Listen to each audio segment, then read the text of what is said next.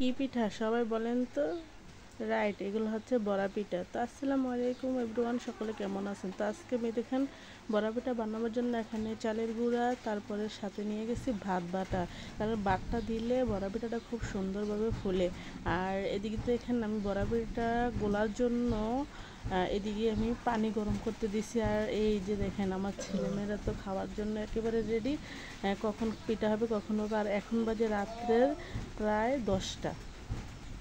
আর এই হলো আমার সেই পাকের ঘরটা। আজকে আমি খুব সুন্দর করে পরিষ্কার করলাম। এখানে আমার মেশিনটাও আছে, আর আমি কাপড় সেলাই করতে জানি।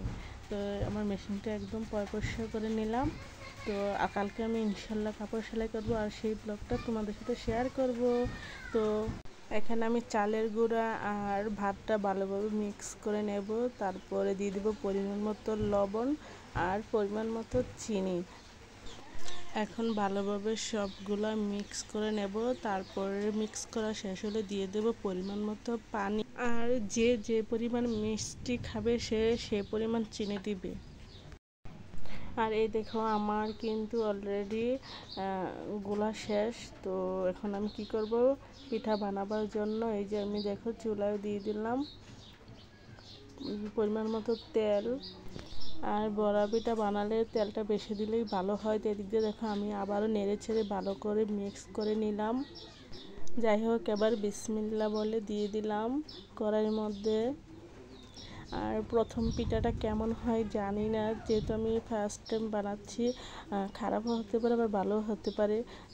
তবে প্রথমেরটা খারাপ হলেও সমস্যা নেই, পরবর্তীতে অবশ্যই ভালো হবে। তো সবাই আমার পুরো ভিডিওটা অবশ্যই দেখবা, আর আমাকে বেশি বেশি সাপোর্ট করবা। তো এদিকে দেখো আমার পিঠাটা ফুলে নাই, তত একটা তো যাই হোক, একটা ফুলে নাই তো কী হয়েছে। একটা কথাই আছে না, যে একবার না পারলে দেখো শতবার। তো আমি আবারও দেখবো দিয়ে যে কেমন হয়। তো এখন পিঠাটা উল্টেই দেবো, যাতে করে দুনো পিঠা ভালোভাবে পিঠাটা ভাজা হয়। তা আর ভাত দেওয়ার কারণ হয়েছে মূলত আমি আটা দিলে খেতে পারি না, বাটটা দিলে পিঠাটার ভিতরে একদম পরিপূর্ণ হয়, আর খেতেও অনেকটা মজা লাগে। পিঠাটা নরম তুলতুলে হয়। তো আর তোমরা এখনও যারা এই বড়া পিঠাটা ভাত দিয়ে বেটে বানাও নাই, তারা অবশ্যই একবার হলে বানিয়ে দেখবে যে কতটা মজা লাগে। না খেলে তো বুঝবে না যে ঠিক কতটা মজা লাগে। মাশাল্লাহ মাশাল্লাহ, দেখো কত সুন্দর ফুলে উঠছে।